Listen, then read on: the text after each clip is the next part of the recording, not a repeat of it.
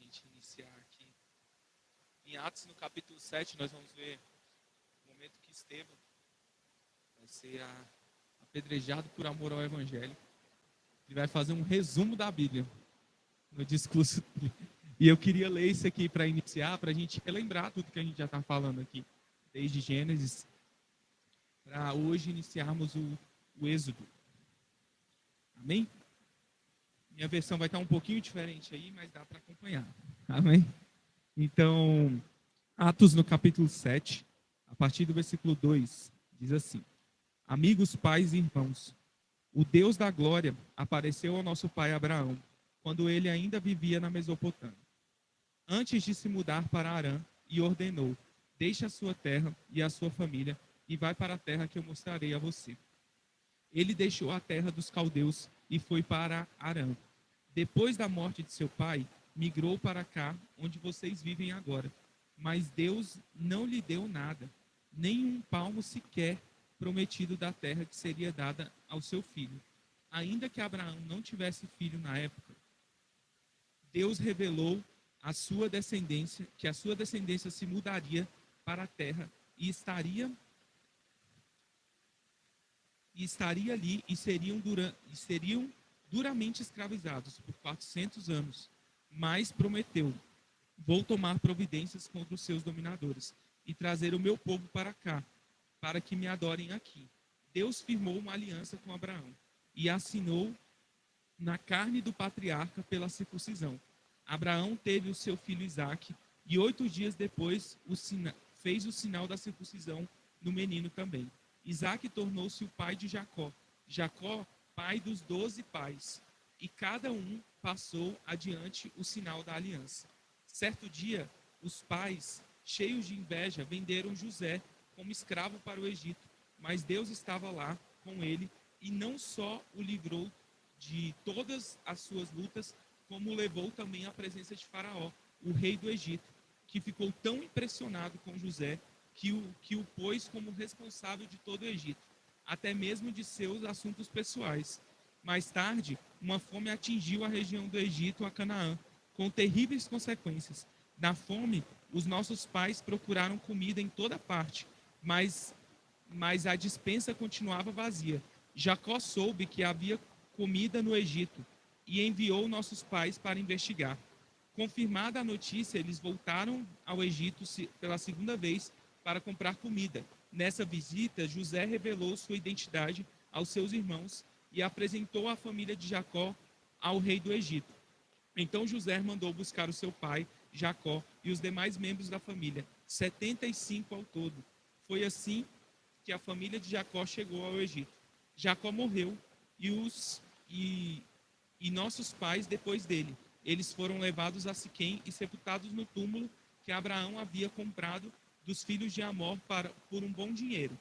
Quando os 400 anos estavam para se completar, o tempo em que Deus prometeu a Abraão para libertar Israel, o nosso povo no Egito já era imenso e estava sobre o rei do Egito, que nunca tinha ouvido falar de José. Ele explorou o nosso povo sem piedade e apontou a nós a força e a bondade, e ao abandonar os recém-nascidos, condenando-os a uma morte cruel. Foi nessa época que Moisés nasceu. E que bebê bonito! Ficou escondido na casa por 3 meses. Quando não era mais possível escondê-lo, ele foi tirado de casa e imediatamente salvo pela filha de Faraó, que cuidava dele como se fosse o seu filho. Moisés recebeu a melhor educação do Egito e destacou tanto academicamente como fisicamente. Amém? Então, olha só, aqui no livro de Atos, nós vamos ver um resumo de tudo que a gente já falou aqui, desde que a gente começou a estudar Gênesis, né? Então, está contando toda essa história. Então, ele chega aqui no momento que vamos começar a estudar hoje sobre Moisés. É muito importante a gente relembrar o que já foi falado para a gente entender o objetivo central de tudo. O objetivo central de tudo é a gente entender ali que nos patriarcas, nos pais de Israel, né, da igreja ainda, mas nos pais de Israel, que tudo está relacionado à promessa de Deus. A promessa de Deus era clara e ela ia se cumprir, independente da vida de quem fosse. Deus já estava no controle de tudo. Deus já havia falado que o povo estaria em escravidão. antes de ir para a terra.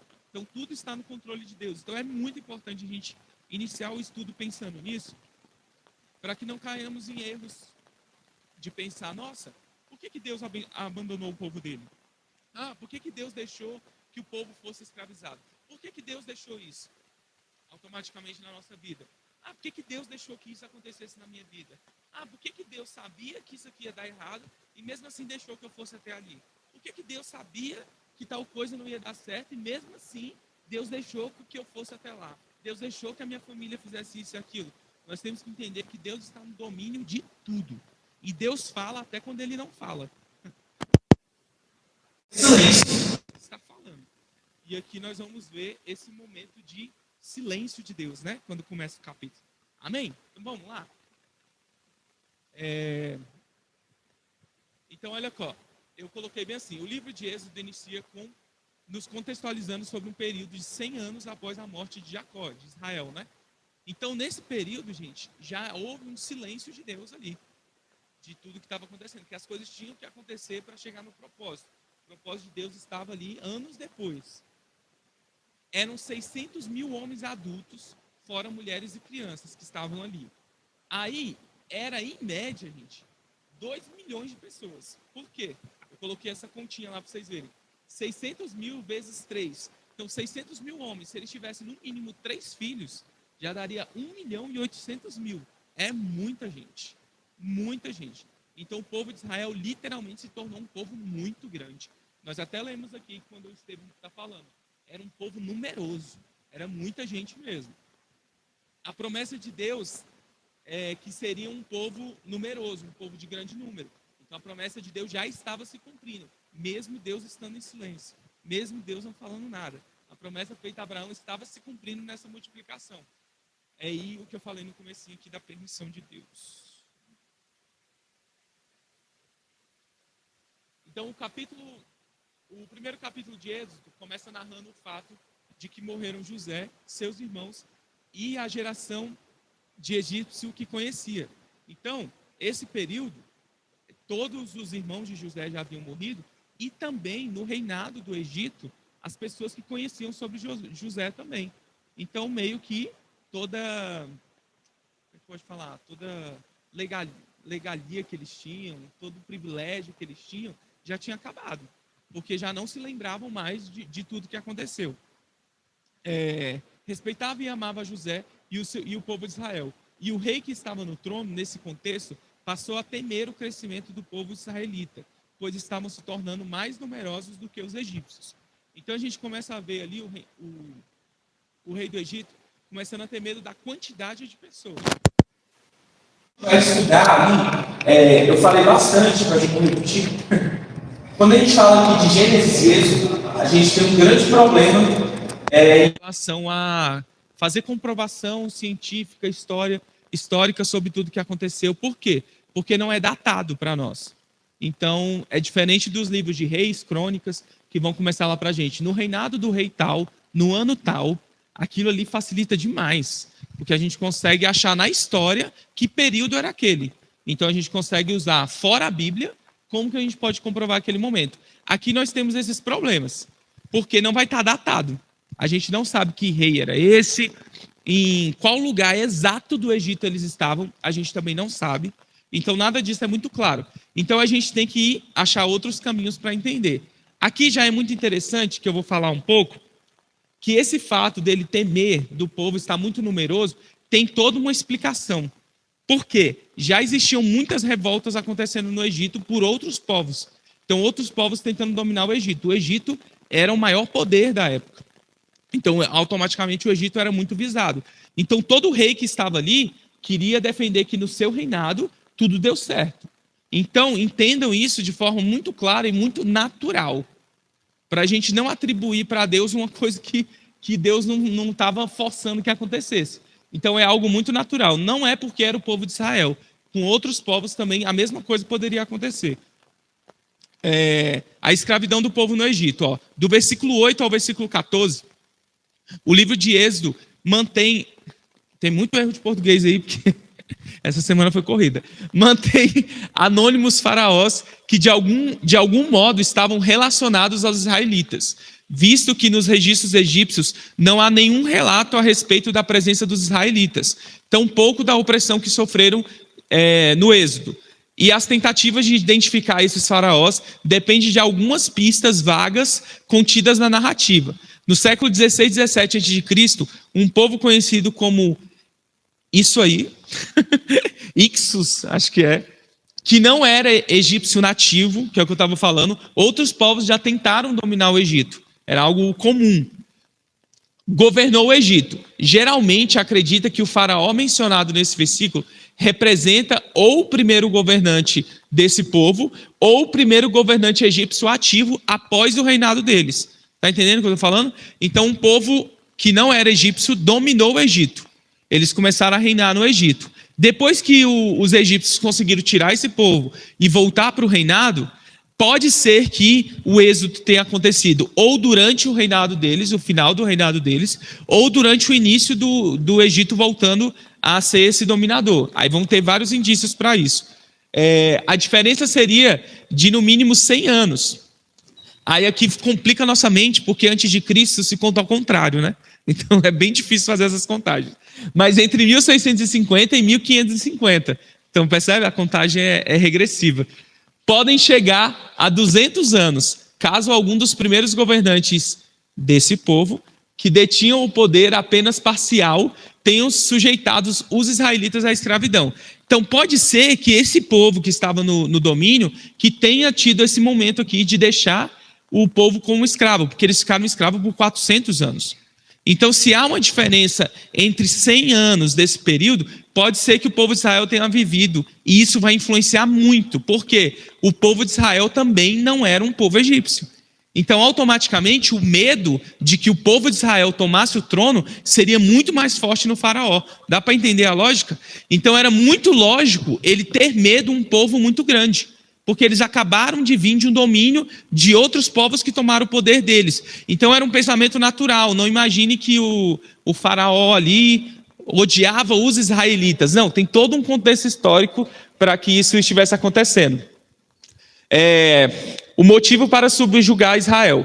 O argumento para escravizar os israelitas é que se eles não fossem subjugados, se aliariam aos inimigos e deixariam o país. Isso pode ser um indício de que esses fatos ocorreram no período que aquele povo lá estavam sendo expulsos da terra. Os egípcios teriam interesse em manter os israelitas no país por razões econômicas. Então o que estava acontecendo? Uma divisão. Eles iam expulsar esse povo do poder, automaticamente algumas pessoas iam querer ir com eles. Então, se os israelitas for com eles, a gente vai perder muita gente, automaticamente a gente vai perder dinheiro, automaticamente a gente vai perder mão de obra, a gente vai perder tudo. Então, como que nós vamos segurar eles aqui com a gente? Como que nós vamos prender eles aqui? Aí a gente entra no trabalho forçado.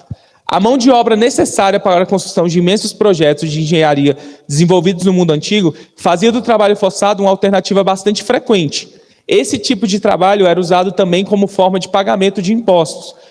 Por exemplo, pessoas comuns poderiam trabalhar de graça um mês por ano nas obras de construção do governo. Então era muito comum esse trabalho escravo acontecer já, não era algo novo.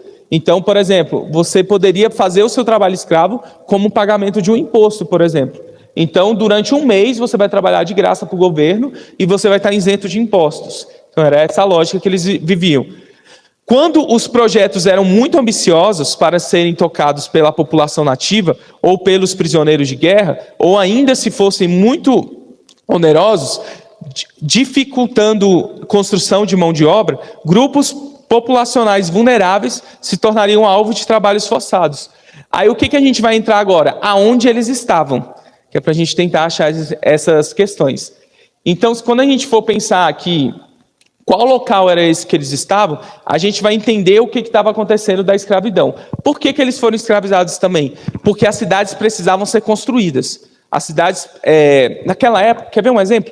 Vocês já repararam em uma coisa? Quando a gente vai ler lá, quando Jesus nasceu, fala que o rei mandou matar as crianças. Vocês lembram disso? Qual era o nome do rei? Herodes. E quando Jesus vai ser morto, qual é o nome do rei? Isso, é isso que eu vou explicar.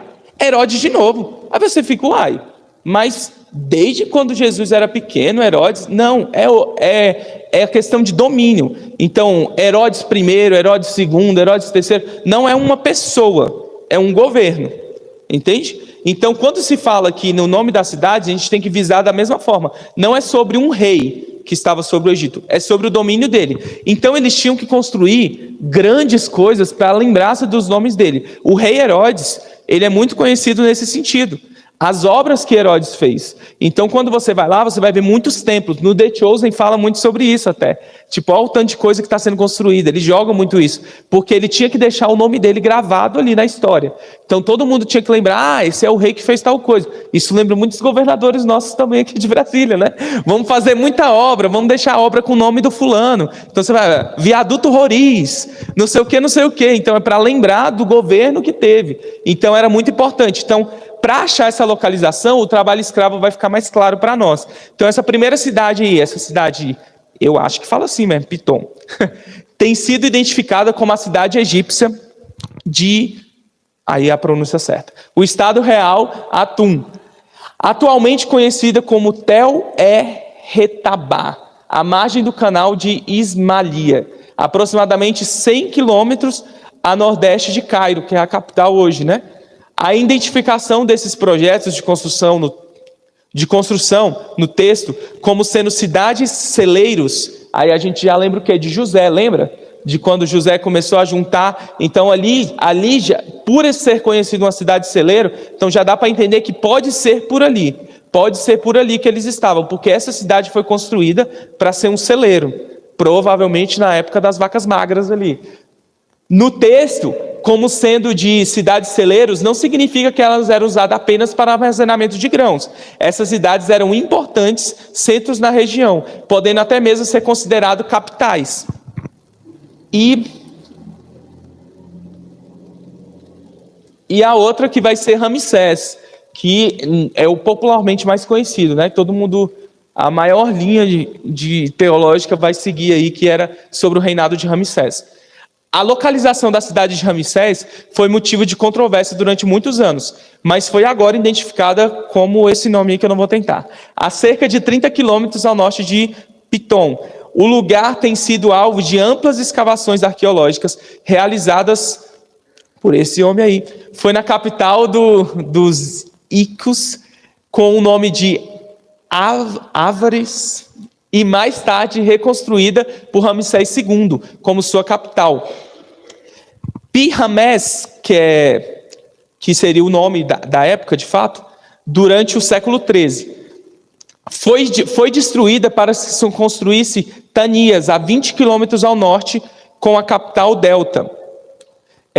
Durante o século XII, que é o período de Juízes para nós da Bíblia, olha que legal. Ali em Juízes a gente já consegue contextualizar, já muda a história. Ramsés II escravizou diversos povos para trabalharem na construção das cidades, inclusive Apiru, um termo usado no segundo milênio para designar povos sem posses. Uma designação que mais tarde foi aplicada aos hebreus, bem como outros povos. Então a maior linha acredita que foi nesse local que aconteceu a escravidão, por causa desses fatos. E lá, hoje, ainda está tendo muita coisa de arqueologia sendo descoberta. Então se acham muitas coisas ainda, mas é bem complexo. E eu, Reginaldo, acredito claramente que Deus fez isso de propósito, que Deus não quer que muita coisa seja descoberta sobre o assunto. Eu acredito que Deus desfez tudo, porque tudo que eles viveram, tudo que eles receberam foram totalmente dado por Deus. Não foi algo que eles conquistaram, não foi algo... Então a gente vai ver lá nas leis depois de guerra, vocês lembram quando a Bíblia fala sobre os espojos, que são as riquezas que eles vão pegar dos povos? Se for uma batalha que Deus ganhou, eles não podem pegar. Se for uma batalha que eles ganharam, eles podem pegar. Então eu tenho essa percepção de que durante todo esse período aqui de Êxodo, tudo que eles conquistaram de Deus.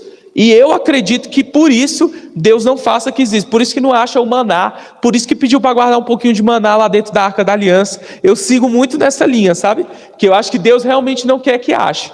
Mas conseguimos achar isso. Mas que para que a gente consiga fazer essa ligação, gente, isso é muito útil para a evangelização. É muito interessante. Por isso que, tipo assim, às vezes você pode parar, nossa, mas eu preciso estudar tudo isso. Isso é muito útil, porque você vai se deparar com pessoas que não creem na Bíblia. Então, como você vai falar da Bíblia sem usar a Bíblia? Usando a história. Vou te mostrar. Aconteceu assim, desse jeito. Ah, conhece o povo tal? Faculdade, gente.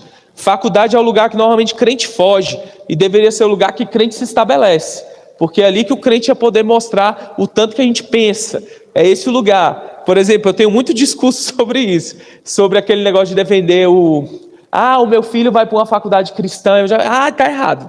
Seu filho tem que ser luz, ele tem que brilhar lá no meio das trevas. Ensina seu filho certinho, que ele vai chegar lá e vai ser luz. Tem que ser nesse estilo. Porque na faculdade a gente vai ouvir muito isso. Eu fiz questão de, no meu TCC, ter um historiador. Eu fiz questão. Eu insisti muito para ele estar na banca. Um professor meu que era historiador, o cara cabeção mesmo. E sabe o que aconteceu? Olha, ele testemunho. A Isabel Coimbra, que é lá da Lagoinha, de Belo Horizonte, que ela que iniciou a dança. Lá com Diante do Trono e tudo. Ela é, no mundo acadêmico, né? Ela é pós-doutorado em linguística. E eu chamei ela para a banca do meu TCC também. Porque o meu TCC falava sobre o contexto da dança na história e na igreja. E ela estava lá na minha banca, né? Quando eu terminei, gente, de fazer meu TCC, demorou 1 hora da banca conversando. Eu já estava desesperado lá fora. Eu reprovei. O que eu fiz de errado? Já estava sério, estava passando mal. Quando terminou, a Isabel chegou, aí a gente foi levar ela lá pro hotel que ela estava. Aí quando a gente saiu lá da faculdade, ela, sabe o que estava acontecendo lá dentro, Reginaldo? Aí o quê? Estava evangelizando seus professores. Aí eu falei, sério? Ela, você não tem noção, eles estavam encantados com o seu trabalho. Aí ela falou desse professor que era historiador. Ela falou, olha que frase linda, gente, eu até me emociono com essa frase. Porque ele falou bem assim, eu estudei o cristianismo muito na minha vida. Mas o jeito que ele fala do cristianismo é diferente. Aí ela falou, olha a oportunidade, Reginaldo. Eu fui explicar para ele o que era diferente em você falar do cristianismo e a história falar do cristianismo.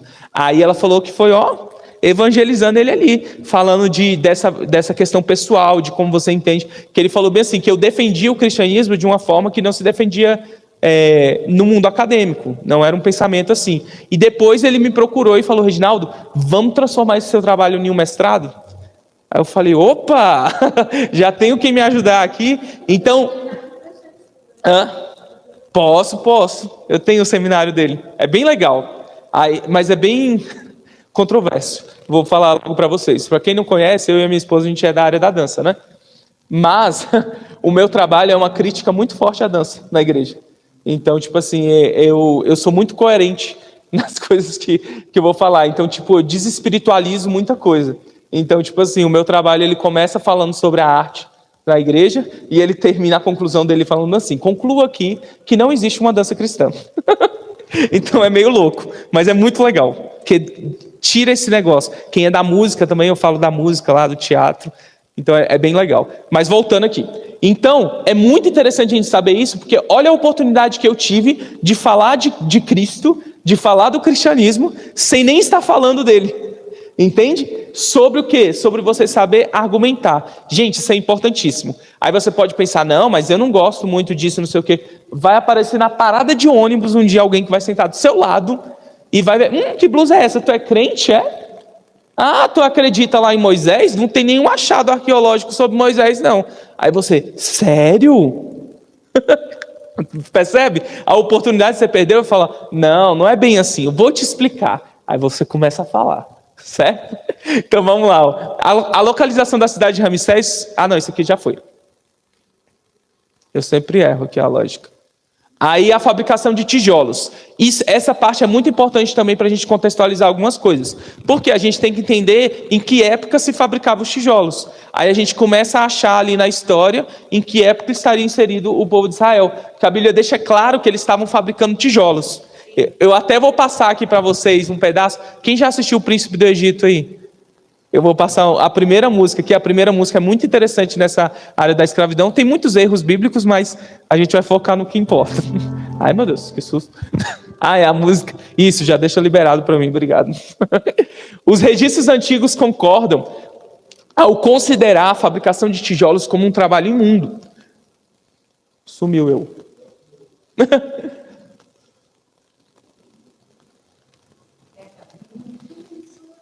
É.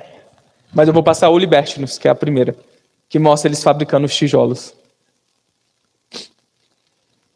Deixa eu só ir lá.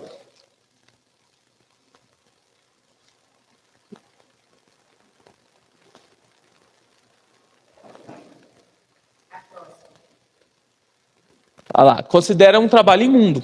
Uma obra conhecida como sátira dos ofícios e comprova que as pessoas que faziam esse tipo de trabalho viviam constantemente sujas e na miséria. Então, a época em que se faziam tijolos, literalmente como estava, é essa época de Ramsés. Então, automaticamente se acreditam mesmo que seria ali. E olha só que grande marco nesse sentido.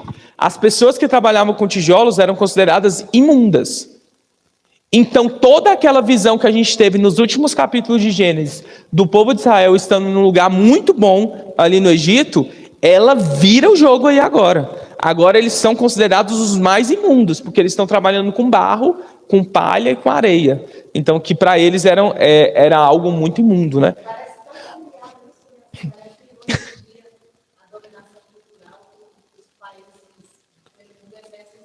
Sim, os estrangeiros que chegam.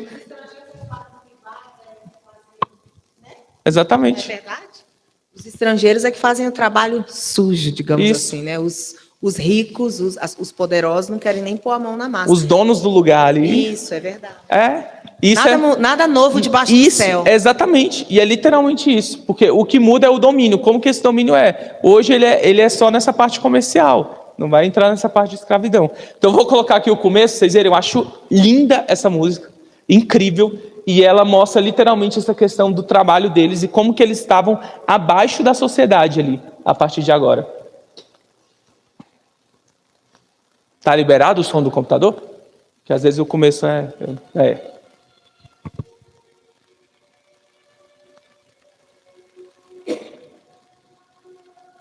Indico assistirem. Tem alguns erros, mas são erros pequenos e licenças poéticas.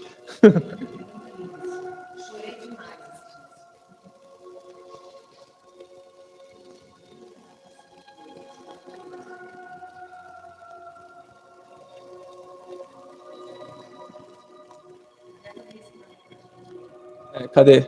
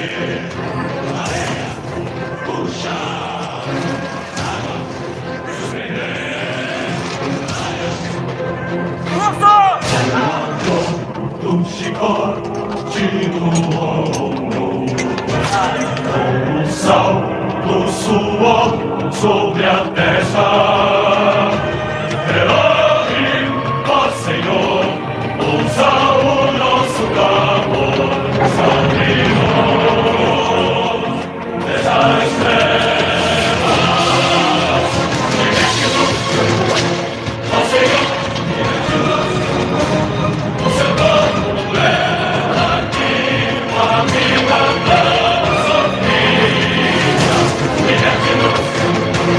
Prometeu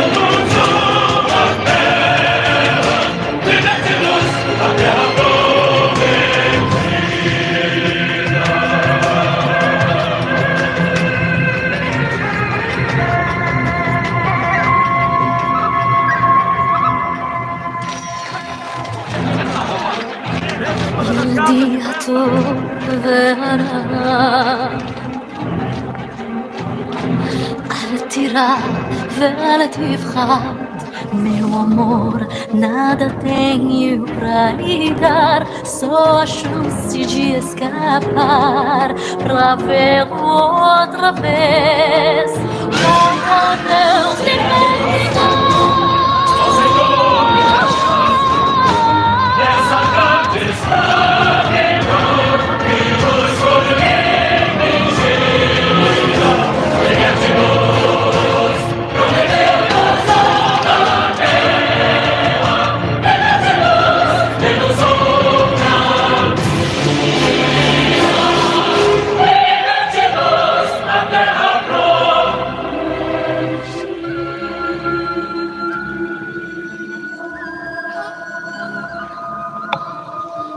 Acho que até aqui tá bom. É isso, só pra gente entrar.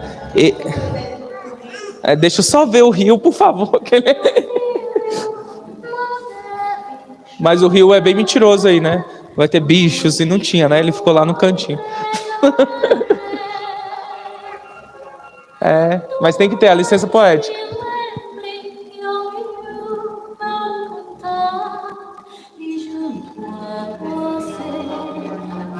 É lindo. No final também tem, na que você cantou.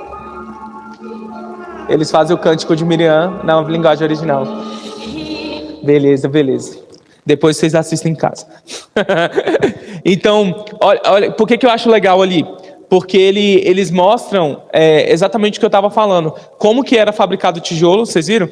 A forma era um trabalho imundo, eles estariam ali e estavam sobre a escravidão. E o filme, ele retrata muito tanto que eles colocam Ramsés como faraó. Eles retratam muito essa linha que eu estou falando. Então, que essa era a cidade de Ramsés e que ele estava em escravidão porque ele tinha que construir o império dele. Então, ele tinha que deixar o nome dele ali gravado. As pessoas tinham que passar e lembrar do reinado de Ramsés II, que é esse que estava ali. Aí, vamos lá. Nossa, falei muita coisa, né? Para a gente poder tentar absorver, para a gente poder entender, porque nós não podemos estar com respostas vazias lá fora. Então, nós não podemos ser surpreendidos lá fora, meu irmão. Nós cremos na palavra de Deus. Isso é muito forte. Mas muitos que estão lá fora não creem. Então, para essas pessoas que não creem, eu não posso ficar usando a palavra de Deus para essas pessoas, porque isso tem a ver com fé. Se eles ainda não têm a fé, eu tenho que trazer eles para a fé. Essa é a minha responsabilidade. Como que, aí a gente vai ver lá nos evangelhos, né? Eu tenho que me fazer pobre para o pobre, eu tenho que me fazer judeu para o judeu, entende? Você tem que saber com quem você está falando, você tem que atribuir essa linguagem, você tem que estar nesse lugar e não ser envergonhado, como infelizmente muita igreja tem sido envergonhada nesses discursos lá fora. Por quê? Falta de preparo. A gente precisa estudar a Bíblia. E quem é o nosso maior professor? É o Espírito Santo. E ele está acessível para todo mundo. Então não tem esse lugar. Deus, eu preciso estar cheio da tua palavra, porque eu preciso ser cheio. Meu irmão, nessas situações é o Espírito Santo que vai te encher, não é a sua sabedoria. Então, se Deus quer falar com alguém através de você, pode ter certeza que Deus vai te encher, mas esteja aberto para o entendimento, para a sabedoria, para a ciência, como a palavra de Deus mesmo fala. Lá na construção do tabernáculo a gente vai ver esse texto. Que eles eram cheios de sabedoria, entendimento e ciência. Por isso eu os enchi do Espírito Santo. Olha só que interessante. Então nós temos as atribuições, nós sabemos fazer as coisas, nós somos objetivos. Então já vamos aproveitar a oportunidade. Se você sente um chamado de Deus em alguma área específica, estude essa área. Não seja vulnerável a isso. Eu creio que Deus tem um chamado para mim lá na Tailândia. Você já estudou o povo da Tailândia? Você já quis entender a cultura deles? Já quis entender a língua deles? Isso é muito importante. A gente não vai achando que Deus vai encher a gente vai. Não, a gente precisa estar cheio do poder de Deus. Então vamos lá. Então, nossa Bíblia lá, Êxodo no capítulo 1, no versículo 15 ao 22, vai ter algo muito importante que é quando vai falar sobre as parteiras. E é muito importante mesmo, e muitas vezes a gente deixa isso um pouquinho de lado. Eu coloquei aqui que no mundo antigo as mulheres geralmente iam ter seus filhos de joelhos ou de cócoras. Banquetas de pedra ou de tijolo eram usados para servir de apoio à mãe, enquanto ela dava à luz.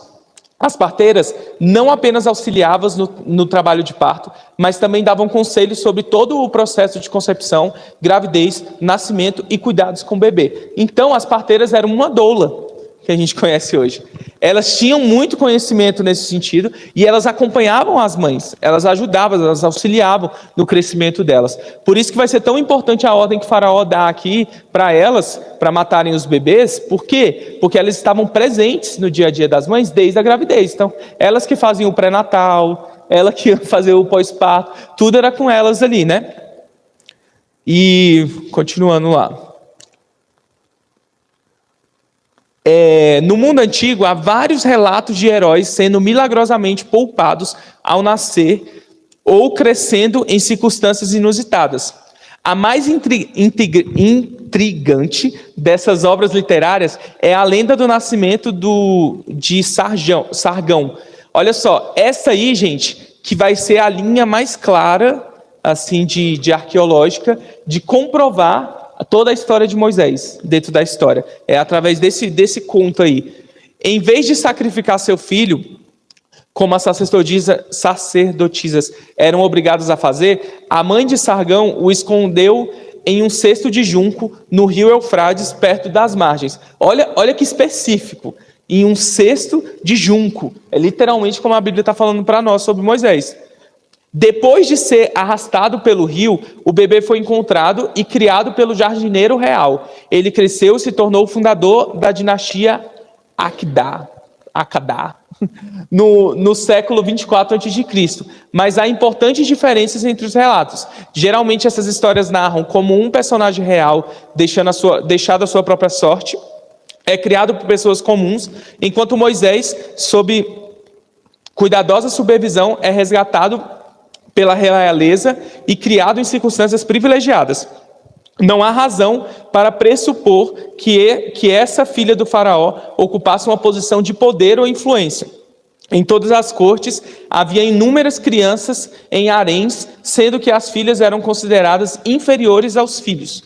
Então olha só, existe essa história, existe esse conto e existem muitos outros contos parecidos com o de Moisés. Eu lembro que a Rosane, dando uma aula aqui, ela falou muito de uma coisa que a gente precisa entender, que é a tradição oral. A tradição oral é o quê? São as histórias que iam passando de geração em geração, que o pessoal começa a falar hoje em dia aí do patriarcado. É a mesma coisa da tradição oral. São coisas que vão sendo ensinadas de pai para filho e vão sendo passadas. Essas histórias estavam presentes na cultura dos egípcios.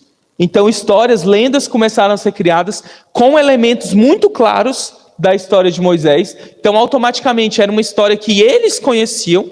Os próprios egípcios ouviram falar da história do bebê que foi deixado no rio e que criou um povo muito grande. Então, é uma história que era conhecida por eles. Dentro da cultura deles vai ser falado. Dentro de achados arqueológicos, hoje temos até mesmo nas escrituras deles falando do povo que foi tirado de dentro do Egito, que foi resgatado de dentro do Egito por um filho do príncipe. Então, tipo assim, são coisas que vão remetendo ali para Moisés, para a gente tentar, de alguma forma, falar sobre. Mas pela fé entendemos que foi assim que aconteceu. Então, olha lá. A palavra hebraica para designar o cesto de Moisés é a mesma usada para a Arca de Noé. O papiro ou junco, empregado para fazer o berço flutuante, também era usado na construção de barcos leves No Egito e na Mesopotâmia, os autores bíblicos estavam a par desses costumes. Então, eles entendiam sobre isso. Então, durante a escrita ali, é muito... Se eles falaram do que material foi feito a Arca de Noé, de que material foi feito o cesto de Moisés, eles tinham um objetivo em dizer isso, não era aleatório. Eles entendiam o que estavam ali. Os feixes de junco eram sobrepostos em 3 camadas e o piche tinha a função de torná-los impermeáveis. Então a água não ia entrar ali, né? Em Gênesis 6,14, quando vai falar lá da Arca de Noé, usa uma palavra diferente, mas o conceito é o mesmo. O mito Itia, intitulado A Lenda das Duas Cudades, Canes e Zalpa, a rainha de Canes, teria dado à luz 30 filhos num único ano e teria colocado em cestos calafetados, lançados rio abaixo, O mito relata que os deuses os apanharam no mar e os criaram. Então, entende? Dentro da cultura deles se falavam muito da história que a gente conhece. Aí, vamos só... Eu queria que você abrisse a Bíblia lá em Êxodo 1. Só antes da gente continuar aqui, que eu acho muito, muito interessante essa parte.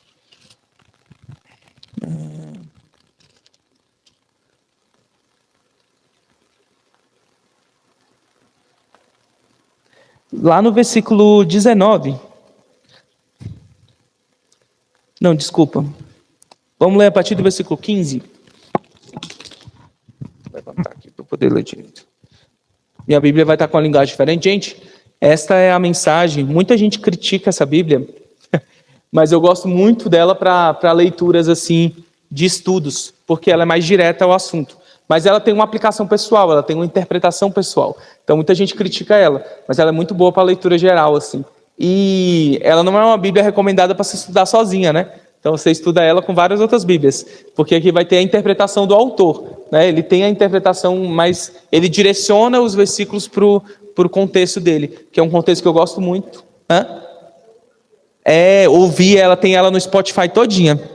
É muito boa, e eles interpretam os personagens, é muito legal. É muito narrativo, é porque existe uma crítica muito grande a ela. O pessoal chama ela até de A Viagem. Já viram? Mas eu gosto muito dela, porque ela...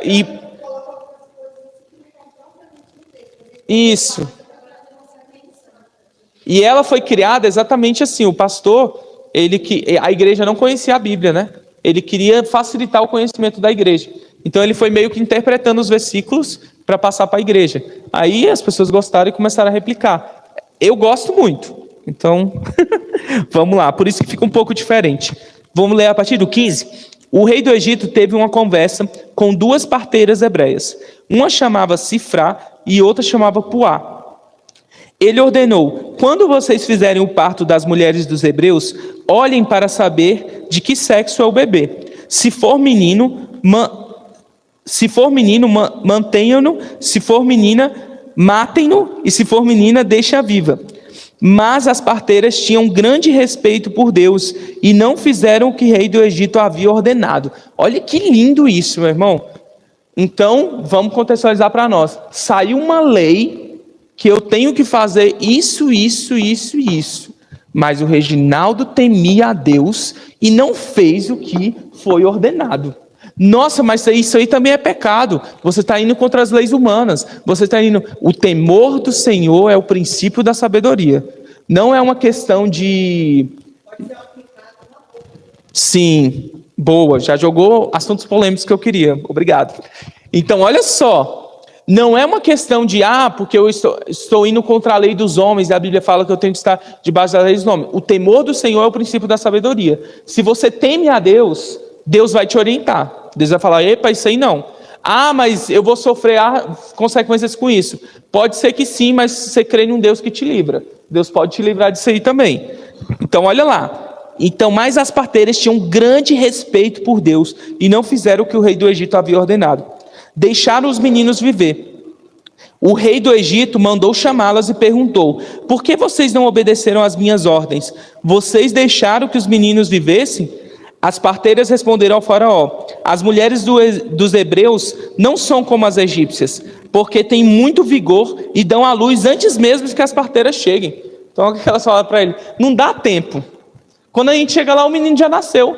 Como é que a gente vai fingir que o neném nasceu morto? Então, não está dando certo. Entendeu? Elas tiveram a astúcia ali de resolver a situação. Deus estava satisfeito com as parteiras. Aí você pode pensar: nossa, mas as parteiras enganaram. Elas estão em pecado, elas estavam enganando, mas Deus estava satisfeito com as parteiras, porque o propósito de Deus é o mais importante, gente. Então, se você estiver no propósito de Deus, Deus vai te guiar no caminho correto dele, não no nossa forma de ver a justiça humana, na nossa forma de ver as coisas acontecer. Deus estava satisfeito com elas, e o povo continuava a aumentar, tornando-se muito forte. E como as parteiras honraram a Deus, olha que lindo, ele permitiu que elas também constituíssem família. Nós não sabemos o contexto delas, nós não sabemos a história delas. A única coisa que sabemos são os nomes delas. Mas olha o que a Bíblia fala, que por elas terem sido obedientes a Deus, Deus deixou que elas também tivessem famílias. Então, automaticamente, a gente entende que por alguma razão, elas não podiam ter filhos. Não sei se elas não podiam casar, não sei se elas eram estéreis, não sei o que aconteceu, mas por causa da obediência, Deus deu a elas famílias. Então, olha que lindo. Então, a obediência a Deus vai em lugares que a gente nem espera. E um detalhe importante, ter uma família é uma bênção do Senhor, né? Não podemos esquecer isso. E se for olhar na cultura ali ainda, não ter família era uma coisa ruim. Então, tipo assim, como que isso é? A gente não sabe como que era. A gente tem um relato ali histórico que eu falei agora sobre como que eram as parteiras na época, mas a gente não sabe dentro do povo de Israel como é que era, porque a Bíblia deixa claro que eram parteiras hebreias, então a gente não sabe como que era. Você falando aí de ir contra, no primeiro capítulo de Êxodo, tem 3 situações todas vividas por mulheres, mostra, eu acho que exalta a mulher nesse momento aí, que é exatamente, começa com as parteiras indo contra tudo, atos corajosos que vão contra a lei de Faraó. Que podiam perder a vida delas. Sim, as parteiras, Joquebede, quando ela esconde o filho, e a filha do Faraó, quando ela pega um hebreu para ela. Então, deixou em ênfase a mulher ali, né? Bem no início do Êxodo. E deixa claro que ela sabe que é um hebreu. Ela pega o hebreu, ela fala, esse é do povo hebreu. Então ela sabe que ela está indo contra, ela sabe que aquele menino tinha que estar morto. Sim. É muito interessante esses detalhes, sabe, que a gente vai achando aqui, ó. Aí, versículo 22. Então o faraó expediu o seguinte decreto: todo menino que nascer deverá ser afogado no Nilo, mas deixem viver as meninas. Pesado, né? Então o decreto ficou pior agora.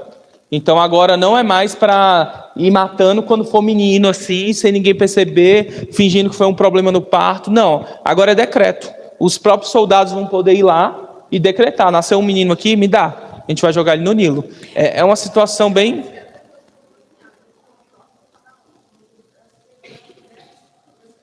Isso. Você não está entendendo.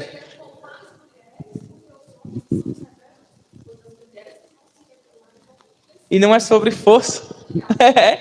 Não é sobre força física que o negócio vai acontecer eu aqui. sempre observo que há uma perseguição mesmo ao povo de Deus de maneira velada, mas hoje, nos tempos de hoje, eu acho até que é uma tipologia, né? Tudo que aconteceu no Egito acaba que a gente aplica para os dias de hoje e a gente entende que algumas coisas, há uma perseguição muito grande hoje à figura masculina, não sei se vocês percebem.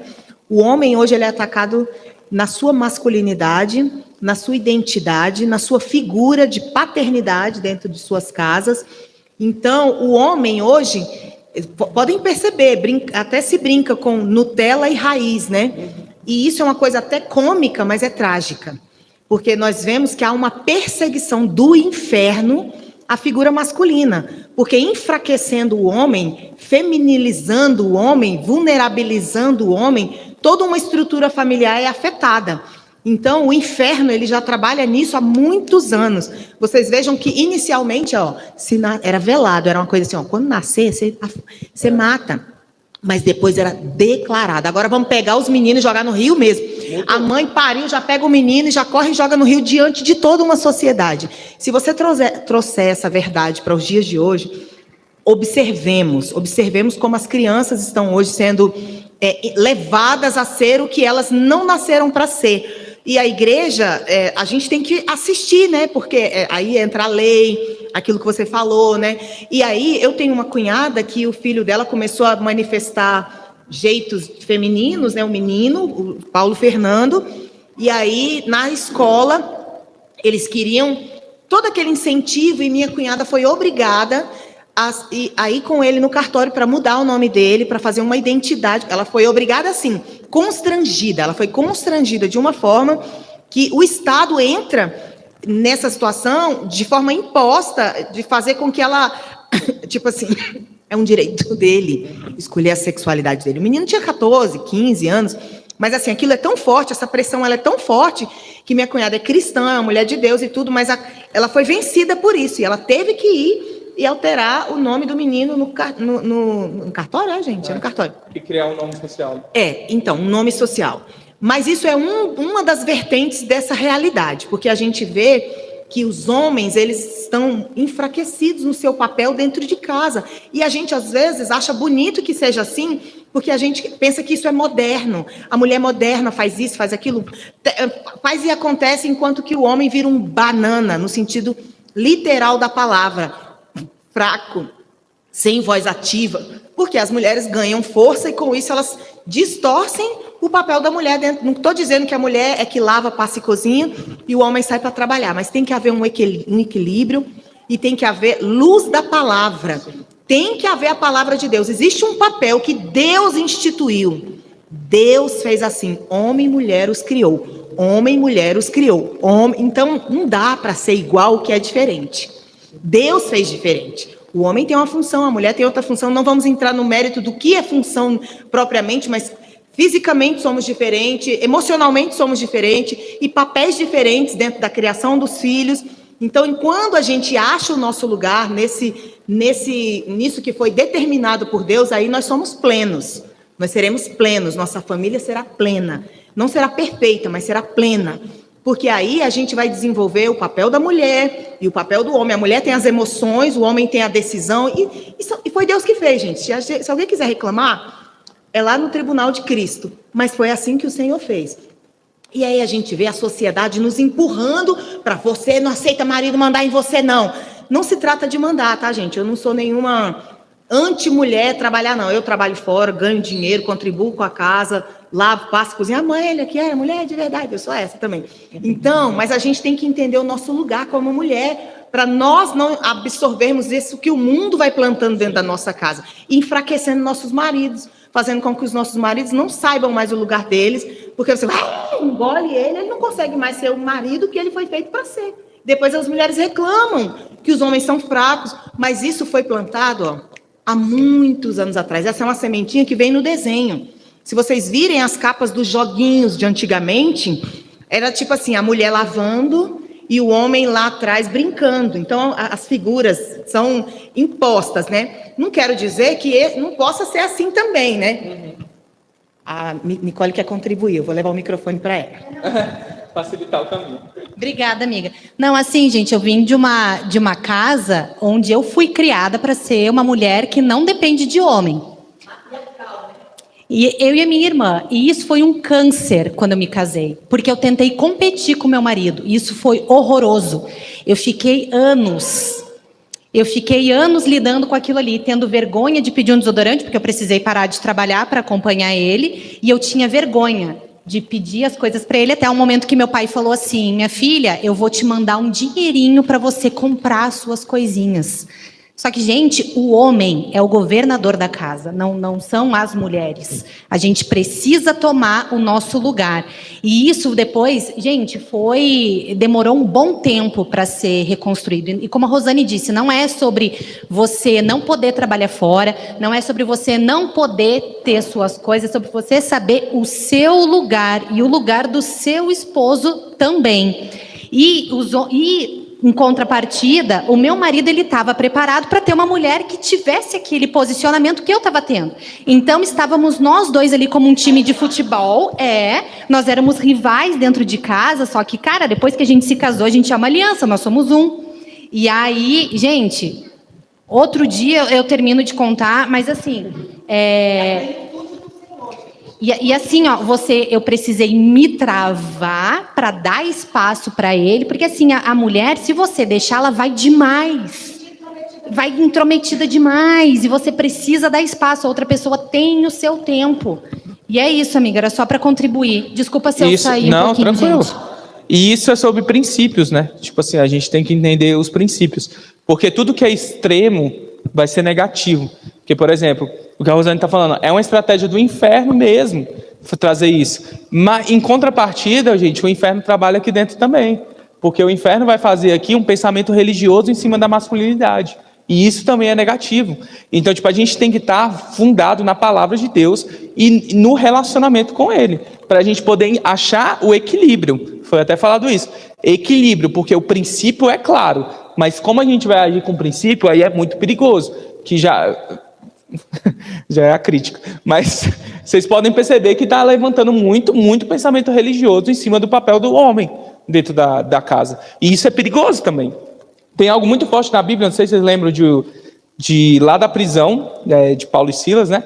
Que quando ele fala a frase que as pessoas interpretaram errado muito tempo, crê em mim, será salvo tu e tua casa. Lembra disso? Então as pessoas começam a interpretar que, tipo assim, que eu vou conseguir salvar minha família inteira. Mas não. Esse versículo está falando do papel do homem na casa. Ele está falando, se você crê em mim, se você crê, você vai para sua casa agora, você vai ensinar os princípios da Bíblia para sua família e vai ser salvo você e a sua casa. Então é sobre os princípios, é sobre o que está inserido ali. Nós temos que estar alinhados em Deus. Gente, na dúvida, o Espírito Santo está aí. Entendeu? Você sente alguma situação que te incomoda ali dentro do seu dia a dia com a sua esposa, você sente alguma coisa que te incomoda no seu dia a dia, lá no seu relacionamento com a sua família, senta, Espírito Santo, vem aqui, me auxilia. Eu preciso resolver essa situação. O Espírito Santo, ele é pessoal. E ele vai trabalhar de forma pessoal na nossa vida. Isso. E a gente tem que usar, a gente esquece que ele está aqui, às vezes. Amém? Vamos lá, continuando. Eita glória. Então, aí agora a gente vai chegar em Moisés de fato, né? Então aqui a gente já conhece a história inteira. Eu vou passar, aqui a gente viu no videozinho também um pedacinho. Então ela pega, faz o cesto, coloca lá à margem do rio, não é igual no filme, tá? Fica preso lá no meio dos arbustos, não tem uma coisa muito bonita acontecendo. E a irmã dele está lá observando. Outra mulher aí. A irmã dele está lá observando o que vai acontecer. E é muito legal a gente já trazer essa aplicação pessoal de que muitas vezes nós temos que observar o que Deus está fazendo. Porque às vezes a gente quer lá e quer fazer. Se Miriam tivesse ido lá e chamado as criadas do faraó para não sei o quê, poderia até ter matado o bebê. Ela não, ela ficou lá esperando. Por quê? Porque Deus tem uma promessa para nós. Deus vai nos libertar. Está acabando os anos da escravidão. Algo vai acontecer. Então eles estão firmados em uma promessa. Então ela começa a observar. Quando acontece, ela vai usar da astúcia dela de novo, né? Que ela vai chegar e vai falar que conhece alguém que pode amamentar o bebê. Ah, eu conheço alguém ali que está com leite, está tranquilo, que era a própria mãe. Então olha só que legal, aqui a gente vai para um lugar que é muito mal interpretado também, sobre Moisés cresceu sabendo que era hebreu, ou não sabia, como é que é isso? No filme O Príncipe do Egito, vai mostrar uma narrativa de que ele não sabe, de que ele não lembra. Existe uma outra narrativa de que ele sabe de tudo, mas a gente não pode afirmar claramente. Porque aqui vai falar, olha lá, eu coloquei, a adoção de uma ama de leite para amamentar e cuidar da criança, até que fosse desmamada, era um costume normal entre as famílias abastadas ou aristocráticas. Embora a literatura egípcia forneça pouca informação, os textos de leis mesopotâmicas, tá certo, mencionam o uso desse serviço quando uma criança abandonada era encontrada. A função da ama de leite era a de um tutor legal, recebendo um pagamento pelos seus serviços. A adoção acontecia somente após o desmame. Então, como que era? Era um costume deles. Então, meio que deixava Moisés com a mãe, ou, a Bíblia não é clara, hein? Ou a mãe ia até o palácio lá para amamentar ele, cuidar dele como se fosse uma babá. Dessa forma que acontecia, mas tinha um período, era até o desmame. A gente não sabe ao certo em quantos anos seria o desmame, mas uma criança de, sei lá, se ela mamou até 3 anos, e para a gente é muito já, se ela mamou até 3 anos, ela não vai lembrar de quem amamentou ela com 3 anos de idade. Não vai, porque a educação dela vai começar ali depois. Pode ser que tenha mantido contato, pode ser que sim, não altera os fatos. Não altera saber se Moisés sabia ou não, não altera. Porque o fato é que um dia ele vê um povo sendo escravizado e ele vê que é o povo dele. Como que ele soube que era o povo dele? A Bíblia não deixa clara, vão ter as linhas que vão trabalhar, mas nada altera o final da história. Então, tipo assim, para a gente é uma discussão sem sentido, né? Perca de tempo fazer uma discussão do tipo se ele sabia ou não sabia. Agora, quer ver uma discussão interessante? Deixa eu ver se eu coloquei aqui. Não, aqui é sobre o nome dele. Uma coisa muito interessante, os egípcios, eles eram muito bons em falar. Então, a educação dele estava sobre ser muito eloquente. Então, ele tinha tudo isso. E a gente vai ver lá na frente Moisés falar que não sabe falar direito, né? Aí muitos atribuem que ele era gago, muitos atribuem que ele tinha medo de falar, mas ele foi educado para falar bem. E mesmo assim ele se atribui que não fala bem. Então existem muitos caminhos para discutir nisso também, que também não muda nada na história. E às vezes as pessoas ficam presas numa discussão que não faz sentido. Isso, que ele não era de lá. Isso é interessante. Tipo assim, que por mais que ele tenha sido educado para aquilo, ele olhava e falava, mas eu nem sei falar direito. Ou seja, eu não sou como eles. Olha, isso é interessante. Isso é uma observação. Agora, tipo, ele era gago. São discussões teológicas, gente, que não levam a gente a lugar nenhum. Eu falo isso porque eu já vivi muito nesse lugar de discussão de linhas teológicas. Isso não é saudável para ninguém.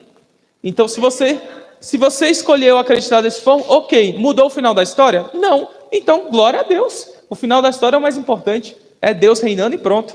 Então, isso é uma visão interessante. Moisés não se sentir fazendo parte dali. Aí é legal. Você começar a observar a história dele vendo o povo sofrendo e ele sentir no coração dele o quê, gente? Ele sentir compaixão.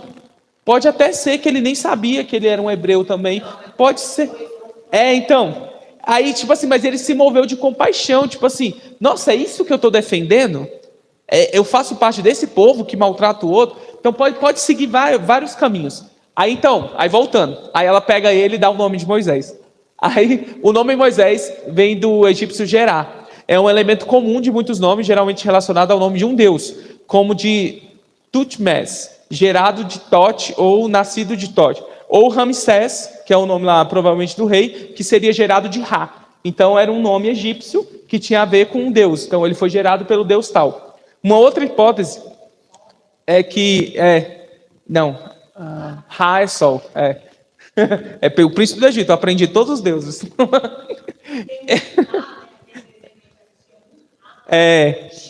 Tem todos os elementos. Que significa menino Moisés, que pode simplesmente ter recebido um nome egípcio. O jogo de palavras se deve ao fato de que o local hebraico mais próximo significa tirar de. Então, o nome pode ter até uma jogada de misturar um pouco dos nomes hebreus com os nomes egípcios. E isso já nos leva a um lugar de entender que ele sabia que era hebreu também, porque o nome dele era diferente. Então, o nome dele não soava como os nomes lá da época. Aí eu coloquei lá. Crescer na casa de Faraó envolvia certos privilégios, no que diz respeito à educação e à formação. Eu coloquei, incluindo literatura, ensino das artes, dos escribas e preparo bélico. Línguas estrangeiras eram consideradas importantes para o desempenho de funções diplomáticas e assim deveriam fazer parte do processo de formação na corte. Uma das qualidades que os egípcios mais admiravam era a retórica, eloquência ou argumentação em seu discurso. Obras literárias como a Linda do Camponês, eloquente, mostra como eles se impressionavam com alguém capaz de expressar bem. Embora Moisés provavelmente tenha sido treinado na arte da retórica, não se considerava habilitado nessa área. Então, por mais que ele tenha tido toda uma educação, ele tenha sido guiado para quê? Olha que pegada boa para a gente. Por mais que a sociedade esteja nos alinhando para alguma coisa, a gente olha e fala, não, eu acho que eu não sou bom nisso. Eu tenho que procurar outra coisa. Por mais que a sociedade direcione o homem a ser de tal jeito, não, acho que não é bem assim. Então, é o temor do Senhor. O temor do Senhor, ele age de um jeito assim que a gente nem entende, né, na verdade. Aí vamos para os fatos aí. Então, abre a sua Bíblia lá em Êxodo 2, versículo 11. Versículo 11. O tempo passou, Moisés cresceu. Certo dia ele foi observar seus irmãos hebreus. Aí não sabemos se a narrativa do texto está direcionando a gente para entender que eram seus irmãos ou se ele sabia que eram seus irmãos. Então existem os dois lugares. Por quê, gente? Olha que louco. No versículo 10 fala, Quando a criança foi desmamada, a mãe apresentou-se à filha de Faraó, que o adotou como filho e deu a ele o nome de Moisés, dizendo: eu o tirei da água. Aí o versículo 11: o tempo passou, Moisés cresceu. Olha o buraco de tempo. Não tem como a gente afirmar muita coisa, né? Mas ela tirou da água. Então, ele sabia, o significado do nome dele trazia muitas coisas. Isso. O filme O Príncipe do Egito vai nessa vibe aí, ó. Porque ele começa a questionar as coisas.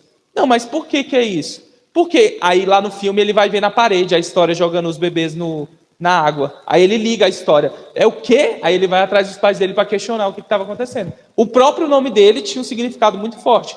E para eles é muito forte o significado do nome. E o nome dele era diferente dos outros. Então tudo... Caminhos. Não vou defender um lado. Isso. Que tipo assim, que nome é esse? Por que seu nome é assim? Então vai gerar muita coisa. Certo dia ele observava seus irmãos judeus e viu que eram submetidos a trabalho forçado. Viu também um egípcio batendo num hebreu, um dos seus parentes. Moisés olhou para os lados e, como não havia ninguém por perto, matou o egípcio e enterrou depois na areia. No dia seguinte ele voltou ao local e 2 hebreus estavam brigando. E disse ao homem que havia começado a briga: por que você está batendo no seu próximo? E o homem retrucou: quem você pensa que é para nos dizer o que devemos fazer? Vai me matar também como você matou o egípcio? Moisés entrou em pânico. Já descobriram o que eu fiz, pensou ele. Então olha só que interessante. Então ele vai lá, ele mata o egípcio e tudo bem, enterrou na areia, ninguém vai ficar sabendo. No outro dia ele volta lá e vê 2 hebreus brigando. E ele vai brigar, e na versão de vocês vai estar assim, né? Quem te pôs como juiz entre nós? Ele questiona isso lá com eles. Quem você pensa que é? Só porque você matou um egípcio, você acha que agora manda na gente? Então a história estava rodando. Entende? E isso era muito certo. Olha lá. Os egípcios conservavam um forte... Está errado.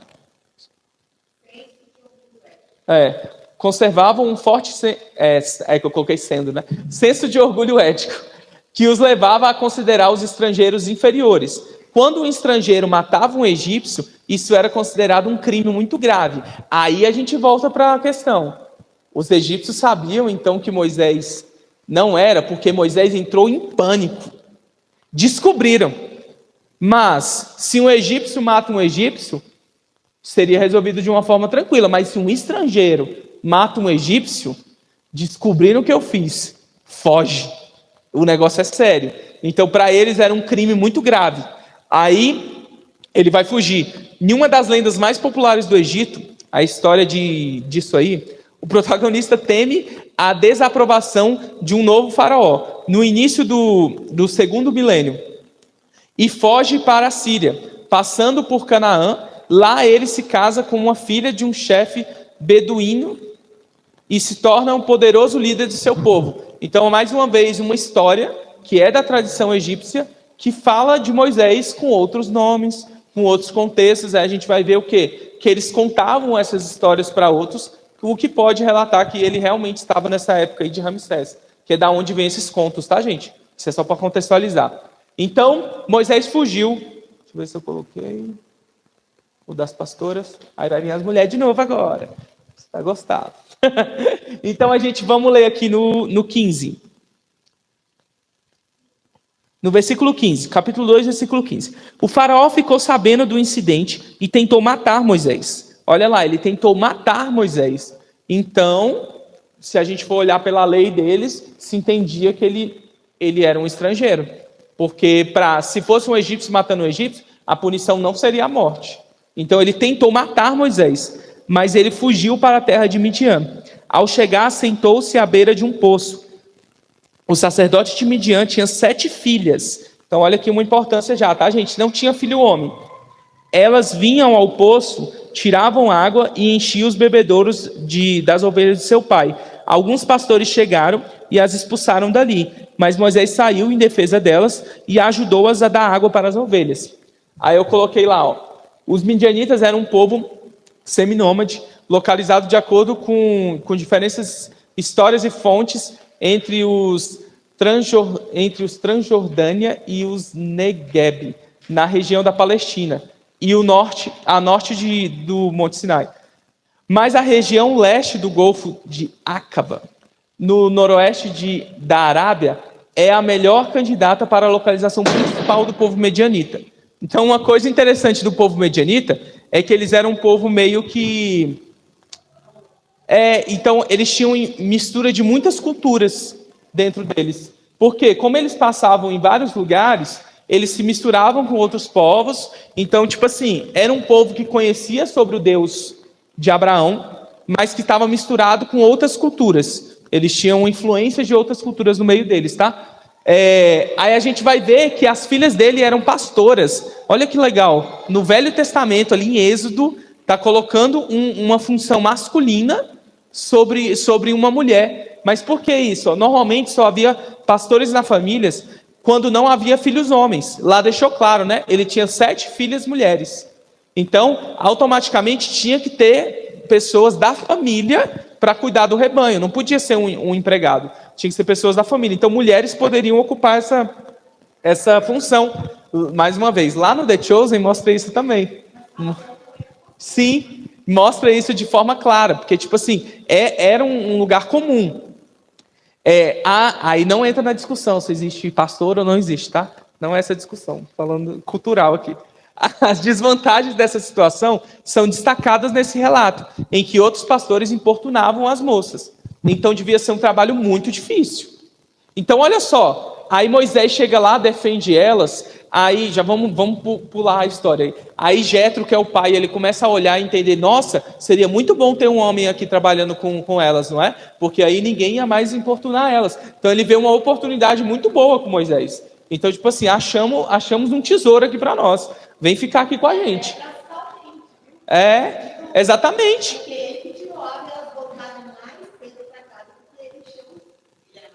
Então, tipo assim, era uma vantagem para ele ter Moisés ali com ele. Tá, aí vamos lá então, agora no versículo... Eu já vou terminar em nome de Jesus.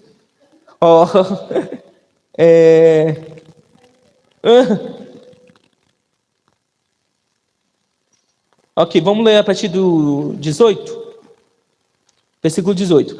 Quando elas chegaram de volta a casa, o seu pai comentou: Vocês não demoraram hoje. Por que voltaram tão depressa? E elas responderam: Um egípcio nos livrou de um bando de pastores. Ele até tirou água para nós e nos deu para as ovelhas. E o homem disse: Mas onde ele está? Tipo, olha, isso é muito útil para nós. Por que vocês os deixaram ali? Vou chamá-lo, para que venha comer conosco. Moisés concordou em ser hóspede daquele homem, que deu ao estrangeiro a sua filha Zípora, que significa pássaro, para ser sua esposa. Ela teve um menino, e Moisés deu o nome de Gerson, que significa imigrante, dizendo: Sou imigrante nessa terra estrangeira. Muitos anos depois, morreu o rei do Egito. Olha só, então agora trocou o rei. O rei que queria matar Moisés não reinava mais. Então, automaticamente, devem ter esquecido de Moisés. Então, ninguém lembra mais da história. Um cara qualquer matou, fugiu, sumiu. Os israelitas gemiam e clamavam a Deus sobre o regime da escravidão. É o vídeo que a gente viu aí do Libertinos. E o pedido de libertação dos trabalhos forçados chegou a Deus. Deus ouviu os seus gemidos e lembrou-se da aliança com Abraão, com Isaac e Jacó. E Deus viu o que estava acontecendo com Israel e entendeu a situação deles. Aí, Soraya, continuaremos no próximo episódio? Que já deu 11h05. Né? A gente conversa. A gente resolve como é que a gente faz. Então aqui vai chegar o momento de Deus falar com ele e tudo. Mas olha só que bonito para a gente encerrar aqui esse momento, irmãos.